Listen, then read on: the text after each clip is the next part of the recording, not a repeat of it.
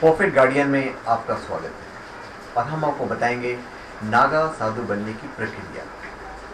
नागा साधु बनने के लिए इतनी कठिन परीक्षाओं से गुजरना पड़ता है कि शायद कोई आम आदमी इसे पार ही न कर पाए।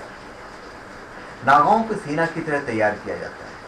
उनको आम दुनिया से अलग और विशेष बनना होता है। इस प्रक्रिया में सालों लग जाते हैं। तो आइए हम आपको बताते हैं उन प्रक्रियाओं के बारे में जिससे एक नागा साधु को गुजरना पड़ता है। पहली बात है तहकीकात। जब भी कोई व्यक्ति साधु बनने के लिए किसी अखाड़े में जाता है तो उसे कभी कभी सीधे सीधे अखाड़े में शामिल नहीं किया जाता है। अखाड़ा अपने स्तर पर यह तहकीकात करता है कि वह साधु क्यों बनना चाहता है। उस व्यक्ति की तथा उसके परिवार की संपूर्ण पृष्ठभूमि देखी जाती है। अगर अखाड़े को यह लगता है कि वह साधु बनने के लिए सही व्यक्ति है तो ही उसे अखाड़े में प्रवेश करने की अनुमति मिलती है। अखाड़े में प्रवेश के बाद उसके ब्रह्मचर्य की परीक्षा ली जाती है। इसमें 6 महीने से लेकर 12 साल तक लग जाते हैं। अगर अखाड़ा और उस व्यक्ति का गुरु यह निश्चित कर ले कि वह दीक्षा देने लायक हो चुका है, फिर उसे अगली प्रक्रिया में ले जाया जाता है। फिर आते हैं महापुरुष। अगर व्यक्ति ब्रह्मचर्य का पालन करने की परीक्षा में सफलतापूर्वक गुजर जाता है तो उसे ब्रह्मचारी से महापुरुष बनाया जाता है। उसके 5 गुरु बनाए जाते हैं। ये 5 गुरु पंचदेव या पंच परमेश्वर, ये कह लीजिए कि शिव, विष्णु, शक्ति, सुर और गणेश होते हैं। इन्हें भस्म, भगवा, रुद्राक्ष आदि चीजें दी जाती हैं। यह नागाओं के प्रतीक और आभूषण होते हैं। फिर अवधूत। महापुरुष के बाद नागाओं को अवधूत बनाया जाता है।